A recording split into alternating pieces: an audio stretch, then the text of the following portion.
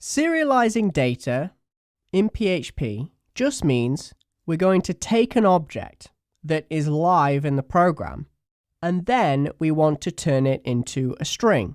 And the reason why you may want to turn it into a string is because you may want to take that string and send it off to another PHP script and then unserialize that string. So what we do is we create an intermediary format. We take an object, a live PHP object, we convert it into a flat string, and then we can take that flat string and we can convert it back into a PHP object. And we can do this very quickly with serialize and unserialize. And in PHP 7, we have a new security measure with the unserialize function. Now, it's not recommended to work with serialized data. It is a major problem and can cause quite a few issues with security. However, if you wish to do this, you may.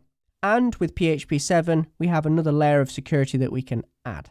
So firstly, we have the class new obj, and it has 3 properties. One's public, 2 are private, 2 contain just simple strings, and the third one simply contains an array full of integers. Now that we have this class, we then want to build an object from the class. So I'm going to build the object right here. So what that will do is it will return a new object right here. Then, once it's returned the object, it's going to take a look at this function, which is serialize. Now, what serialize will do is it will take the object that was produced from the class and turn it into a string. It will turn it into string data. And then, once that's finished, that string data will be returned, and our variable right here will just contain the string data that explains what this object is. It will explain the properties, it will also explain the access level, and so forth. So let's take a look at the data produced from this code right here.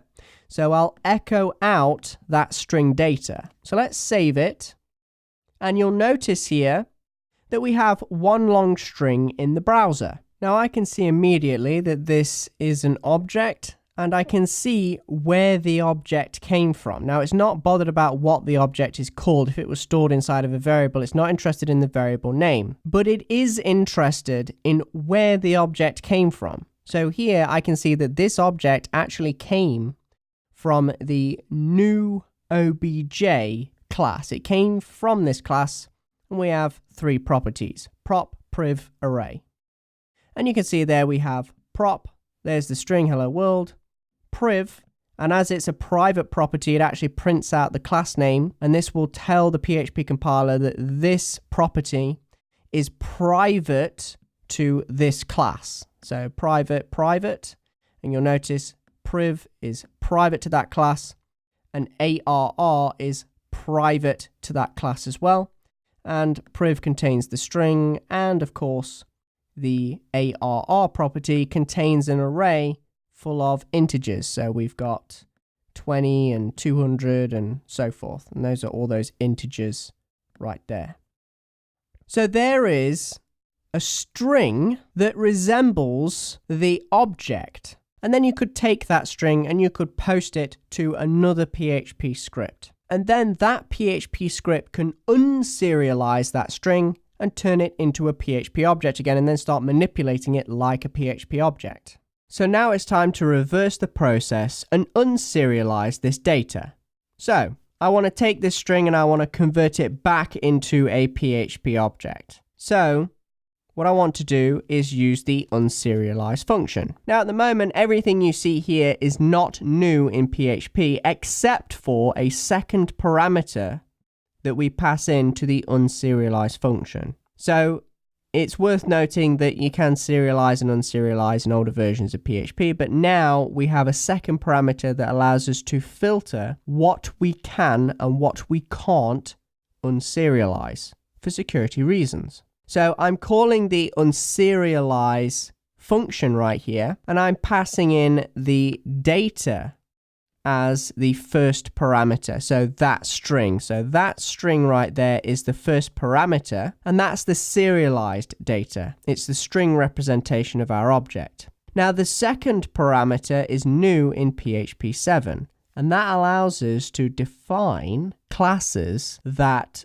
we can unserialize our data from. So for example, we can say allowed classes, and then we can define another array, and this array can contain a list of allowed classes. So if an object came from a certain class, then you can unserialize that object and you can have it as a regular PHP object. So in our case, we're going to say that any serialized object that came from the new obj class, which ours did, our object came from the new obj class, we will then allow this object that was serialized to be unserialized. And that's literally how easy it is. So the second parameter is an array. You define the allowed classes key, and then you define a subarray, and in there you define all the classes you will allow to be unserialized. And then we need to echo the results out. So I'm just going to echo out a few line breaks just so we break this up, and then I'm going to concatenate the prop properties value. So you can see here that what it returned, all of this returned a PHP object, and now we can access that PHP object just like you would any other object by using the arrow syntax and then calling up a particular property and pulling out a value. So now we've gone ahead and done that. Let's refresh the browser, and you'll notice it pulled out the value of the prop property, which is hello world. Now if I said you were only allowed to unserialize an object that came from, let's say, the cake class, then we would get an error because this object that was serialized came from the new obj class. So if I hit refresh, you'll say that, sorry, the script tried to execute a method or access a property of an incomplete object. So what happens is it doesn't form a properly formatted object. Instead, it's an incomplete PHP project. So it was unserialized to a certain degree, but it wasn't fully unserialized. It's not classed as a proper PHP object. And you can tell that by simply using var export, and then I can pass in the variable that contains this incomplete PHP object now.